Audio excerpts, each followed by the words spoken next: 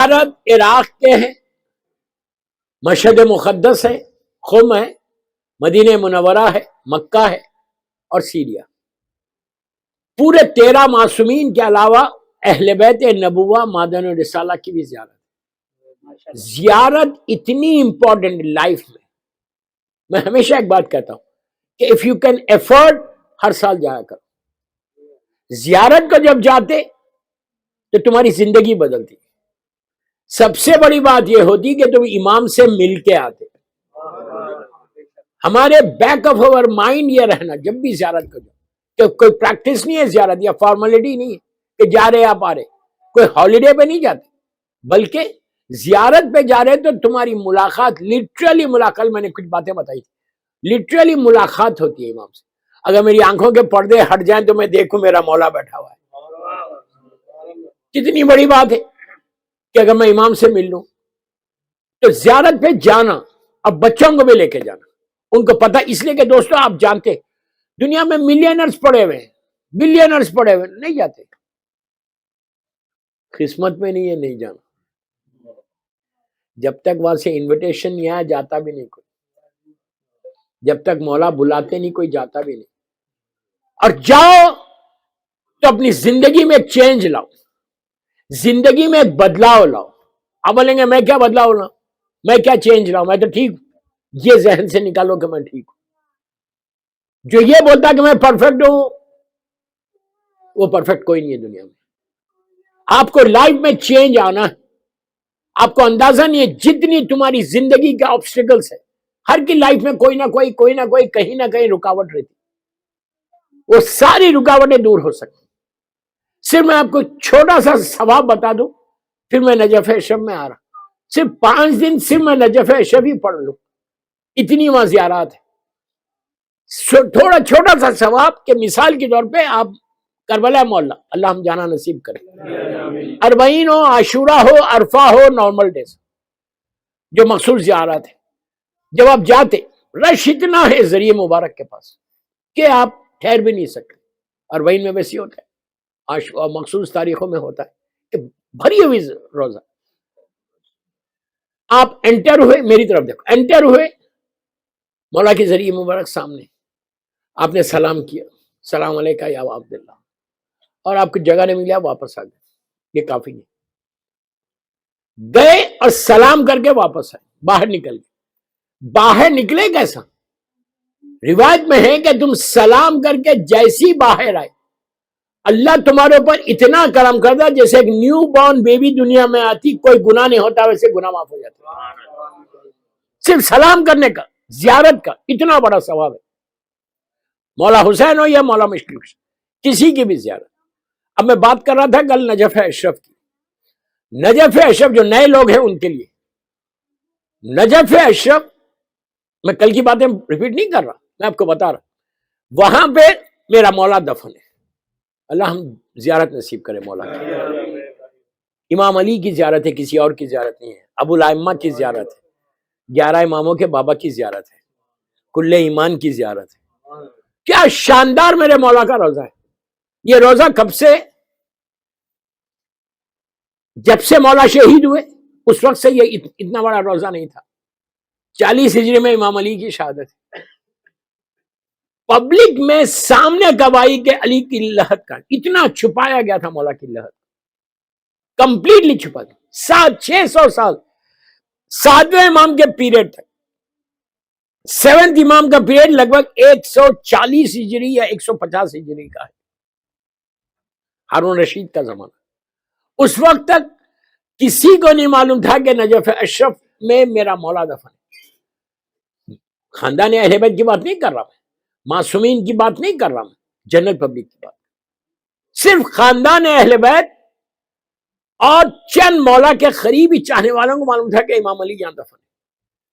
کسی کو نہیں معلوم، اس لیے کہ ظالمین کا زمانہ بنی عباس کی حکومت، پہلے بنی امیہ کی حکومت تھی، پھر بنی عباس کی حکومت. اور ان بنی عباس کی حکومت میں آپ جانتے ہیں کہ مولا کے کیسے دشمن. کربلا میں اس نے کہہ دیا تھا بغضن لابی، عمر سعد سے جب مولا حسین نے پوچھا تھا کہ تم اسے جنگ کیوں کر رہا، تو اس نے کیا جواب دیا؟ اس نے یہ نہیں کہا تھا کہ آپ نے اسلام میں کوئی چینج لایا، بلکہ اس نے کہا کہ میں آپ کے باپ کے بغض میں لڑ رہا. تو کربلا کی پوری جنگ مولا علی کی دشمنی میں تھی. عمر سعد کا جملہ بغضن لبی آپ کے بابا کی دشمن. اور یزید نے کیا کہا تھا دربار میں کہ آج بدر و احد کہ میرے آبا و اجداد کی روح کتنی خوش ہوئی ہوگی کہ ہم نے کیسے بنی ہاشم سے بدلہ لے لیا. تو یہ پورا جو کربلا ہے اور جتنا یہ سارے بنی امیہ اور بنی عباس کی دشمنی مولا سے جو دشمنی تھی وہ انہوں نے نکالا تھا. تو امام علی کے روزے کو کمپلیٹلی چھپا دیا گیا تھا. جیسے شہزادی کونین کی لہد اب تک نہیں معلوم ہے. ریئل لہد بی بی کی کوئی نہیں بتا سکتا کہ بی بی دفن کہاں ہے. میں واپس آ رہا نجف سے, مجھے معلوم ہے مجھے کیا پڑھنا ہے وہاں کا. وہ تختی کے بارے میں نے بولا تھا, میں ضرور پڑھوں گا. جیسا شہزادی کونین کی لہد 3 جگہ بتائی جاتی. ایک ریاض الجنہ. ریاض الجنہ وہ جگہ ہے مسجد نبوی میں, اللہ وہاں جانا نصیب کرے, زیارت نصیب کرے. اٹس اے پارٹ آف جنہ. اللہ کے رسول کی حدیث ہے کہ میری لحد سے میرا ممبر رسول اور سرکار کی لحد بالکل سامنے. اس کا جو بیچ کا حصہ ہے, شیعہ سنی ساری کتابوں میں, اسی لیے آپ دیکھیں گے مسجد نبوی میں یہ حصے میں کارپیٹ کا کلر بھی بدل دیا انہوں نے. ان کو بھی معلوم ہے کہ وہاں پہ 2 رکعت نماز ایسا 2 لاکھ رکعت کا ثواب ہے جیسے تم نے جنت کے اندر پڑھی. میں تو کہتا پورا روزہ ہی جنت ہے بھائی. مولا علی کے روزے میں جو جنت کا پارٹ ہے, کربلا اس سے پارٹ آف جنت. لیکن یہاں محمد آل محمد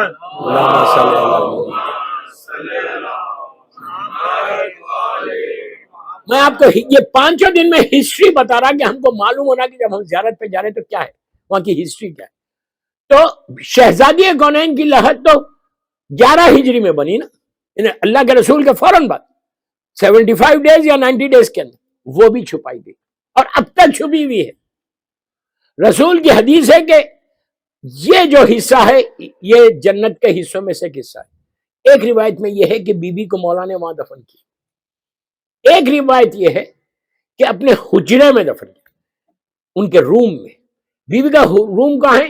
اگر آپ جنت البقیع کی طرف سے آ رہے تو باب جبرائیل ملتا سامنے, بالکل سامنے مسجد نبوی. اگر آپ کے ذہنوں میں ہے تو جنت البقیع کی طرف سے آ رہے تو سامنے کا جو حصہ مسجد نبوی کا جو فرسٹ ڈور آپ کو نظر آئے گا وہاں لکھا ہوا ہے باب جبرائیل, جہاں سے جبرائیل مسجد میں انٹر ہوتے تھے.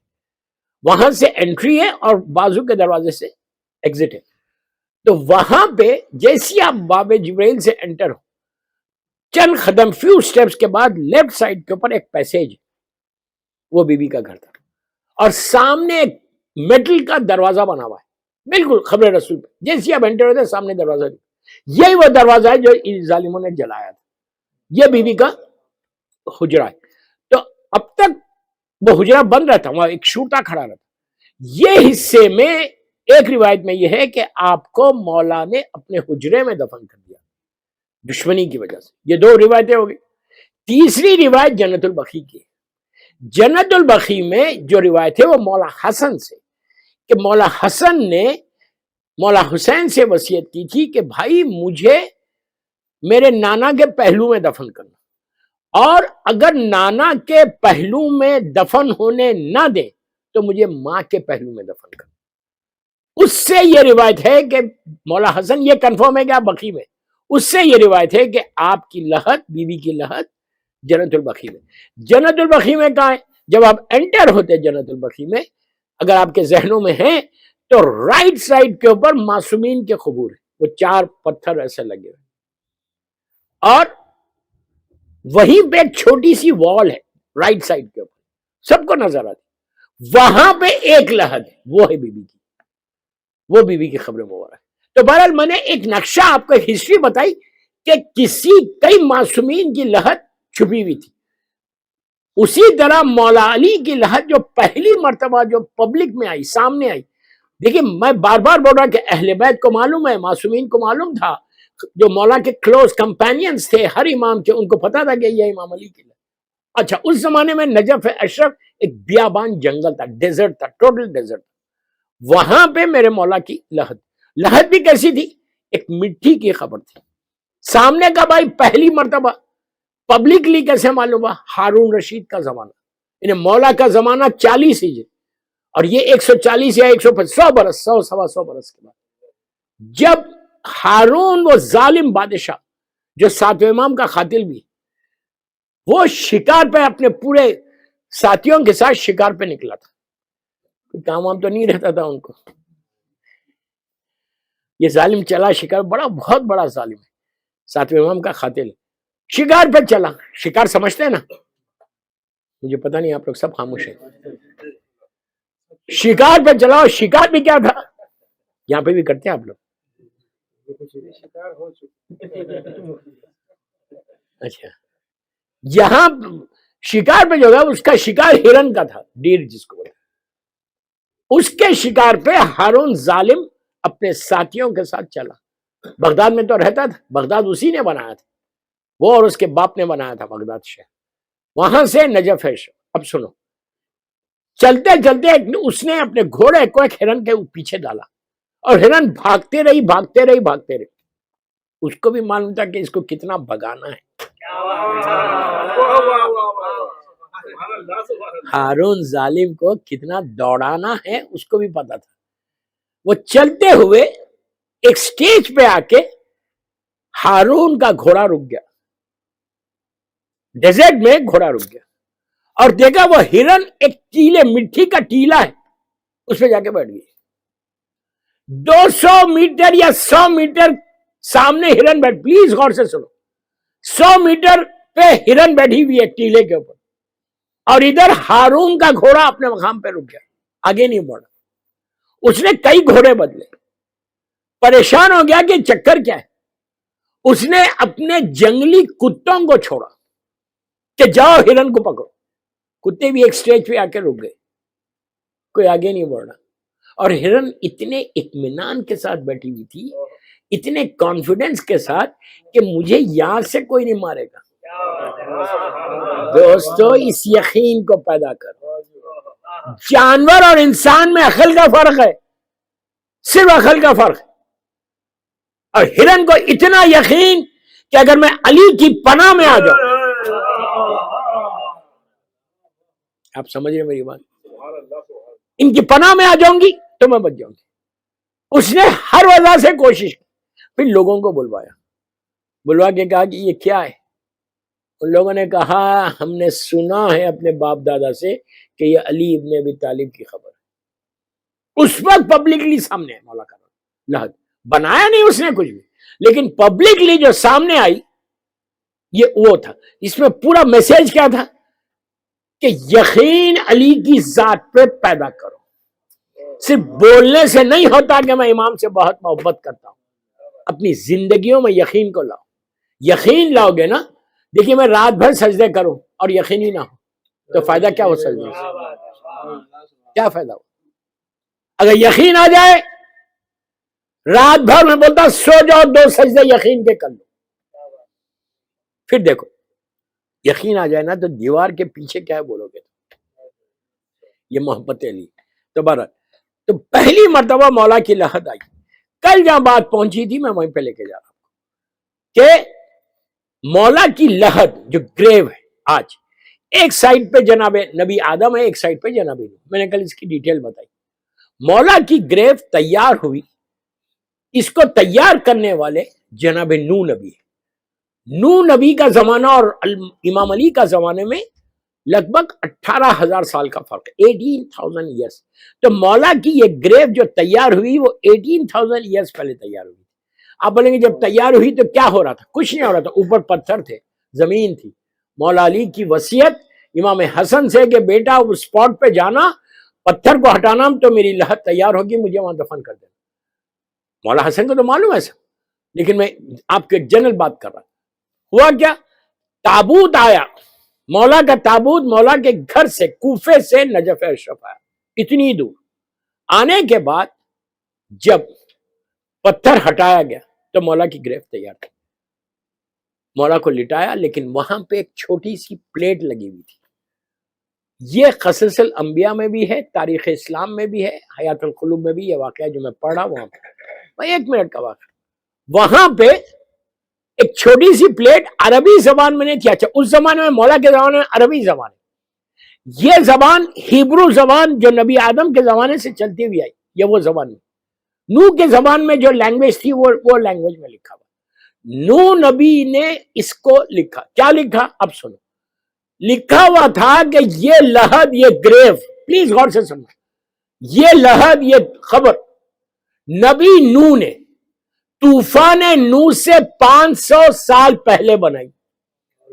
ارے یار کیا سن رہے، 500 ایئرس پہلے طوفان نو سے بنائی. اور یہ لحد جناب نو لکھ رہے، یہ لحد میں تیار کر رہا آخری نبی رسول کے اور نو کا زمانے میں لگ بھگ 15-16 ہزار سال کا فرق ہے، لیکن نبی نو نے لکھا کہ یہ لحد میں بنا رہا آخری نبی محمد مصطفیٰ صلی اللہ علیہ وآلہ وسلم.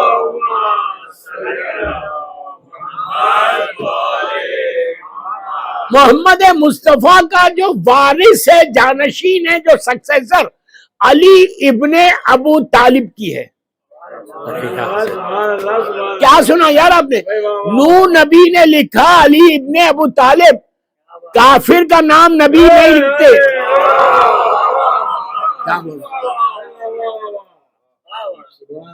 وہاں لکھا ہوا ہے کہ یہ علی ابن ابو طالب کا نام ہے. یہ جو زمین پہ ہے نا عرش پہ، بتاؤں جب نبی آدم کی کو تیار کیا اللہ نے، کروایا، اور جب ان میں روح آئی، نفخت فیہ من روحی بولا تھا اللہ، قرآن میں بولا کہ جب ہم نے آدم کے پتلے میں روح کو پھونکا، روح کو بھیجا. روح نبی آدم کا پتلا جنت میں بنا ہوا رکھا ہوا تھا، بنوا دیا تھا، سب جانتے، جبرائیل نے بنایا تھا، لیکن میرا مولا بولتا ہے کہ خمیر آدم کو میں نے گوندا ہے. آپ کو بول رہا ہاں، آدم کا پتلا تیار ہو گیا، کئی ہزار سال اوپر رہا، صرف پتلا رہا، اور ملائکہ دیکھتے تھے، معلوم تھا کہ یہ آدم کا پتلا. شیطان بھی دیکھتا تھا، اور شیطان کہتا تھا کہ اگر مجھے حکم ہوگا سجدے کا تو میں نہیں کروں گا. ابھی روح نہیں ہے، یہ جسٹ اسکیلیٹن ہے، ایک اسکیلیٹن ہے. اللہ نے سجدہ کب کروایا؟ جب روح پھونکی. نفخت فیہ من روحی، جب میں نے اپنی روح پھونکی. ایک بات سمجھ میں آئی کہ ہماری روح میں نبیوں کے روح میں فرق ہے. ہماری روح کے لیے بولا یہ امر ربی ہے، نبی کی روح کے لیے بولتا یہ میری روح ہے. سمجھ رہے آپ؟ تو اللہ نے اسکیلیٹن تو بنوا لیا، سجدہ کب کروایا؟ جب روح پھونکی. تو ایک بات کا پتہ چل گیا کہ اللہ اسکیلیٹن کا سجدہ نہیں کراتا. اسکیلیٹن کا سجدہ نہیں ہوتا. ابراہیم اور اسماعیل کے ہاتھوں کعبے کا اسکیلیٹن بنوایا، لیکن سجدہ کب کروایا؟ جب کائنات کی روح آئی.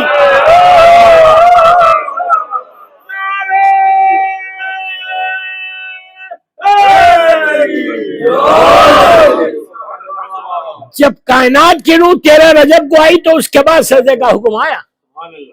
میں حقیقت ہے، جو ریالٹی وہ بول رہا. تو نبی آدم کو جب ان پہ روح آئی، یہ بھی خصیص الانبیاء کی روایت پڑھا، یہ اہل سنت کی کتابوں میں بھی ہے کہ اچھا روح آئی تو صرف یہاں تک آئی، سر سے داخل ہوئی اور یہاں تک پہنچی، پھر آہستہ آہستہ جسم تک نیچے تک آئی. جیسی کتاب میں ہے کہ جیسے ہی آدم کی روح میں روح آئی، آدم نے فوراً آنکھوں کو کھولا، کانوں میں بھی آواز آنے لگی، یہاں تک تھا، گردن تک. ملائکہ کی تسبیح کی آواز آ رہی تھی کانوں میں، جو اللہ کی تسبیح پڑھ رہے تھے. آنکھوں کو کھولا، سیدھا سامنے عرش الہی تھا. عرش الہی جو سب سے اونچی چیز ہے، اس پہ لکھا ہوا تھا اشہد ان لا الہ الا اللہ، اشہد ان محمد رسول اللہ. پھر لکھا تھا اشہد ان علی ابن ابو طالب ولی اللہ. ارے جس کا نام عرش پہ ہو اس کا نام ابو طالب ہے. محمد آل محمد.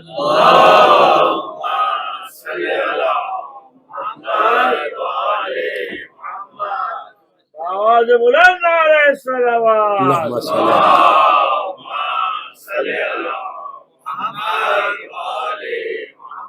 تو وہاں پہ بھی ان کا نام ہے، جناب مولا کا نام ہمیشہ ان کے بابا کے ساتھ ہے.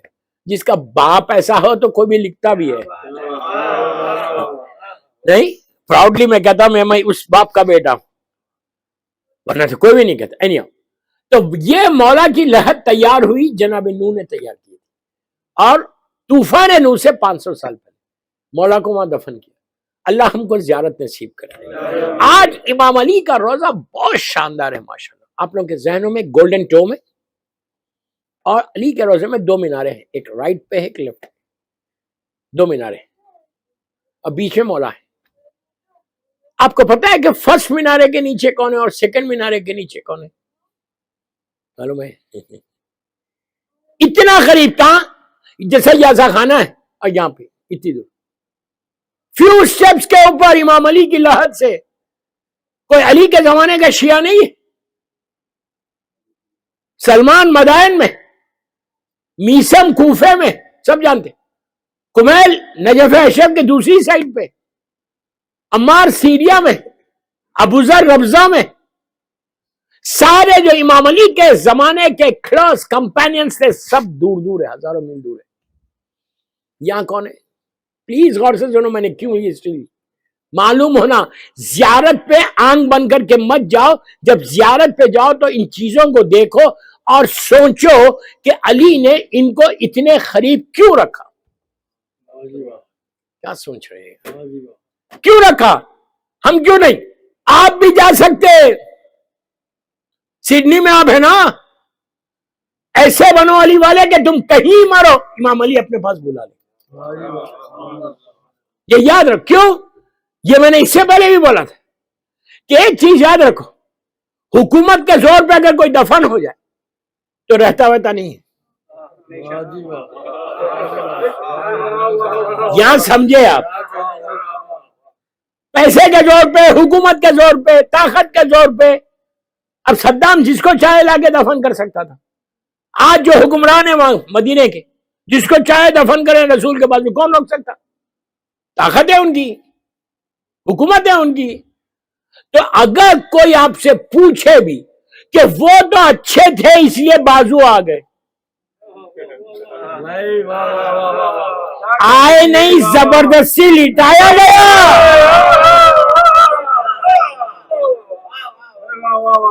آئے نہیں. ہمارے پاس ایک ٹیم ہے, اللہ نے ایک ٹیم بنائی ہے ملائکہ کی, اینجلز کی, ملینز کی تعداد میں ملائکہ. ملائکہ ایک اللہ کا ایسا کریشن ہے, ایسا کریشن کہ جو کاؤنٹلیس ہے, کوئی نہیں بتا سکتا, کوئی کتاب میں نہیں ہے, نہ قرآن مجید میں, کہ یہ کریشن اللہ نے کتنے ملائکہ کو پیدا کیا. وہی بتا سکتا جس کے سامنے بنے. کیا بول رہا ہوں؟ ہر کوئی نہیں بتا سکتا. تو اللہ نے پوری ملائکہ کی ہماری ساری کتابوں میں ملے گا. شیخ عباس قمی نے بھی لکھا, علامہ مجلسی نے بھی لکھا. ملائکہ کی پوری ایک ٹیم ہے جن کی ہر ملک کی ایک جاب ہے. ایسا نہیں ہے کہ ان کو صرف بنا کے چھوڑ دیا کہ just room around here and there. کیا بول رہا یار, ہم کو نہیں چھوڑا, ہم کو بھی کہا کہ انسانوں کو بھی پیدا کیا عبادت کے لیے, رومرز کے لیے نہیں بھیجا کہ یہاں جا کے ٹھہر جاؤ وہاں جا کے ٹھہر جاؤ. تو بہرحال یہاں تو کوئی نہیں ٹھہرتا, ٹائم کسی کے پاس نہیں, لیکن انڈیا پاکستان میں تو اٹس ویری کامن رائٹ. تو ایسا نہیں ملائکہ نے بنا کے چھوڑ دیا اللہ, نہیں, ہر ملک کی ڈیوٹی ہے. ہر ملک کو اسائن کیا کہ تمہاری یہ جاب ہے, اور وہی جاب کرتے ہو لوگ. تو اللہ نے ملائکہ کی پوری ایک ٹیم بنائی. غور سے سنو, آپ خوش ہوں گے یہ روایت سے. پوری ایک ٹیم بنی ہے کہ جن کا کام ہی یہ, آپ کو مناظر الاخرہ میں بھی ملے گا. آپ جو کتاب علامہ مجلسی کی, میں کتاب کا ریفرنس دے رہا, موت کے بعد کیا ہے وہ بھی اس میں بھی ملے گا. یہ شیخ عباس قمی. تو جو پوری ٹیم ہے ان کا کام یہ ہے کہ باڈیز کو ایکسچینج کرتے. مثال کے طور پہ کوئی کربلا محلہ میں کوئی ظالم آ کے دفن ہو جائے تو کیا امام حسین اس کو ایکسپٹ کریں گے؟ لیٹاتے فوراً ملائکہ جو ہے وہ وہاں سے اٹھاتے. میں مثال دے رہا آپ کو, سڈنی بھیج دیتے. سڈنی میں کوئی غریب شیعہ مولا کا مرا, دل میں خواہش تھی کہ میں مولا حسین کے پاس رہوں, اس کو اٹھا کے وہاں پہ لکھ چلے آتے. خوش ہو گئے؟ میں جان بوجھ کے سڈنی بولا، لیکن گھبراؤ مت، سڈنی بولوں گا تو ملک الموت آ جائے گا، آپ یہ مت سمجھیں. ایسا نہیں آتا ملک الموت. موت تو ایک ملاقات کا نام ہے نا. اعمال ایسے رکھو گے تمہاری ملاقات تمہارے امام سے ہو جائے. مولا دیکھ کے مسکرائے. تو ملائکہ نقال کی ٹیم ہے کہ جو باڈیز کو ایکسچینج کرتے. آپ کو کئی واقعات ملتے ہیں اس میں کہ کیسے 1 گھنٹے کے اندر آپ کی باڈی کو ٹرانسفر کر دیا گیا کہیں اور مقام پہ، اور وہاں کا کوئی نیک. تو بس پورا کنکلوژن کیا ہے اس واقعے کے لیے کہ اپنے اعمال کو ایسے رکھو کہ تم کہیں مرو. اس لیے کہ امام جو ہے، مولا جو ہے، حسین جو ہے، پیسے والوں کا امام نہیں ہے، یہ یاد رکھو. غریبوں کا امام بھی ہے. کوئی غریب انڈیا پاکستان میں کئی مرے اور اعمال اس کے اچھے تھے، اس کو کربلا بھیج دیتے. مثال دے رہا. اور وہاں کا کوئی ظالم ہے تو اس کو وہاں پہ بھیج دیتے. اس لیے کہ اگر آپ حدود کربلا یا حدود نجف اشرف یا کسی معصوم کے روزے کے حدود میں اگر کوئی آ کے دفن ہو جائے وہ عذاب نہیں ہوتا. نجف اشرف کے لیے یہ ہے کہ اگر کوئی نجف اشرف میں دفن ہو جائے، اسی لیے ہمارے پاس شرط ہے کہ دفن ہونا شرط نہیں، رہ جانا شرط ہے. ارے یار، رہ جانے کا مطلب آپ کو لٹایا بیٹے نے، وہ تو چلا گیا یہ سوچ کے کہ میرا باپ یہیں ہوگا، پتہ بھی نہیں ہوگا اس کو، اس کی باڈی چلی جائے گی. شرط یہ ہے کہ اگر لحد بنی اس کی اور وہ رہ جائے تو نجف اشرف کی فضیلت سنو. نجف اشرف کے لیے یہ کہا گیا، علماء لکھتے کہ مولا کے روزے میں سوال و منکر و نکیر نہیں ہوتا. کتنے خاموش ہو گئے. یہ سب سے زیادہ سخت چیز ہے. آپ تلقین جو پڑھتے ہیں نا کبھی کسی کی میت میں، جو اللہ سب کو سلامت رکھے، اگر آپ کو موقع ملے جانے کا تو تلقین سنو. اس میں ہم یہ بولتے ہیں کہ سوال و منکر و نکیر حق. یہ حق ہے کہ نیچے تم سے سوال ہوگا، 2 فرشتے آگے سوال کریں گے. لیکن جو نجف اشرف میں دفن ہو جائے اور رہ جائے اس سے سوال و منکر و نکیر نہیں ہوتا. ریزن پوچھا گیا کیوں نہیں ہوتا تو کہا یہ شہر باب المدینۃ العلم کا شہر ہے. علی کی فضیلت کہ علی کے سامنے فرشتے سوال نہیں کریں گے، اس لیے کہ میرے مولا کا شہر. تو ایسے بنو کہ میں مولا کے پاس چلا جاؤں انشاءاللہ انشاءاللہ. اسی طرح کربلا معلیٰ میں اگر کوئی دفن ہو جائے، وہاں پہ جو پہلی رات کا ایک سخت ترین عذاب ہے جو ویری کامن، جس کو ہم ایکسپٹ نہیں کرتے، ہمارے ذہنوں میں بھی نہیں رہتا، کبھی بھی نہیں آتا، ہم کبھی اس تصور بھی نہیں کرتے کہ یہ عذاب مجھے ہوگا، جبکہ 4 گناہ ایسے ہیں کہ جس سے یہ عذاب ہوتا ہے. فشار خبر کا. سب خاموش ہو گئے. فشار خبر کس کو بولتے ہیں؟ 2 دیواروں کے ملنے کا نام فشار. اللہ عفو کرے، اللہ معاف کرے، اللہ معاف کرے، اللہ معاف کرے، اللہ معاف کرے. ہم کو 4 یا 5 گناہ بتائے گئے کہ جس سے فشار ہوتا، اور پہلی رات کا عذاب ہے. آپ کو لٹایا، آپ کی لحد بند ہوئی اور یہ عذاب شروع ہو گیا، جس میں کسی کو، میں ایک ایک جملے میں آگے بڑھ رہا، جس میں اگر آپ نے کسی کو ہرٹ کیا زبان سے، زبان کا گناہ بدترین گناہوں میں سے گناہ ہے. ہم کو احساس بھی نہیں ہوتا، ہم کسی کو بھی کچھ بول دیں گے، اس کے دل کو تکلیف ہوئی اور آپ نے اس سے معافی نہیں مانگی. زبان کا گناہ تم کو فشار خبر کی طرف لے کے جائے. اور دوسری چیز جو فشار کی طرف لے کے جائے وہ میوزک کا کثرت سے سننا، جو آج کل کوئی نہیں سنتا، مجھے معلوم، کثرت سے میوزک کا سننا. تیسری چیز چغلی کرنا، ادھر کی بات ادھر، ادھر کی بات ادھر، مومنوں میں جھگڑا پیدا کرنا، یہ بھی ایک عذاب ہے. اب میں نہیں بولتا، آپ اتنے خاموش ہو گئے، میں سمجھ رہا تھا سنیں گے. صلوات بر محمد و آل محمد.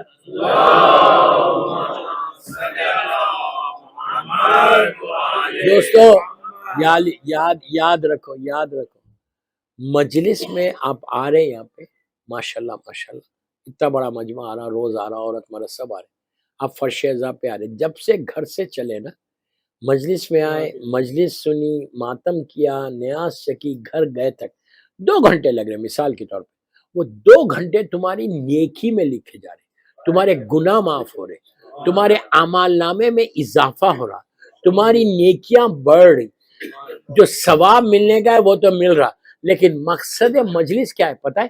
کہ جب تم مجلس میں آؤ تو ایک بیماری کو یہاں چھوڑو اور نور کی چیز کو لے کے باہر مطلب you have to learn something. اگر میرے 5 مجلسوں میں کوئی ایک لڑکا مروں کو نہیں بول رہا میں چینج آیا کہ from now I have to stop this. اگر تم نے ارادہ کر لیا تو مقصد مجلس پورا ہو گیا. یہ غفلت سے نکلو باہر کہ آئی ڈونٹ نیڈ اٹ. یہ مت بولو میں تو بالکل صحیح ہوں. جو یہ بول رہا وہ سب سے بڑا گناہگار، وہ سب سے بڑا گناہگار، جس کے ذہن میں یہ تصور ہے کہ مجھے کچھ نہیں، میں تو بالکل ٹھیک ہوں.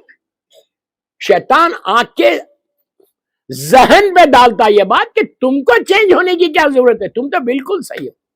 یہ سب سے بڑا گناہ ہے، اس لیے کہ یہ غفلت ہے اور یہ غفلت کا نشہ ہے. نہیں سمجھے؟ امام علی سے پوچھا گیا کہ غفلت کا نشہ کیا ہوتا؟ یہ غفلت یہ نہیں میں بہت نیک، میں بہت اچھا، مجھے ضرورت نہیں ہے، میں بالکل نماز پڑھتا ہوں، میں روزہ رکھتا ہوں، میں تو بہت نیک ہوں. یہ جو ذہن میں ہمارے ہے نا کہ میں تو بڑا نیک ہوں. امام علی سے پوچھا کہ یہ غفلت کیا چیز ہے؟ تو امام علی کہتے ہیں اس کا ایک نشہ ہے، اور یہ نشہ شراب کے نشے سے زیادہ ہے. شراب حرام ہے، حرام ہے، حرام ہے، حرام ہے، لیکن یہ نشہ جو ہے غفلت کا وہ شراب کے نشے سے زیادہ ہے. راوی گھبرا گیا کہ مولا تھوڑا سا ایکسپلین کر.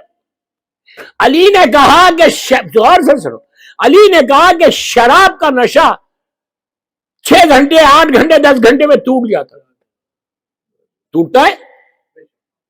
امام کہتے ہیں کہ شراب کا نشہ 8-10 گھنٹے، مثال دے رہا ہوں، ٹوٹ جاتا، لیکن یہ غفلت کا نشہ اس وقت تک نہیں ٹوٹتا جب تک تمہاری پیٹھ جا کے زمین سے نہیں لگ جاتی. اس وقت تم کو احساس ہوتا کہ what I have done in my life. یہ ہے وہ غفلت. تو ایک چیز یاد رکھو کہ ان گناہوں سے بچانا ہے اپنے آپ کو کہ اس عذاب سے بچو. کربلا محلہ میں فشار قبر کا، میں نہیں چھڑتا، میں روک دیا بات.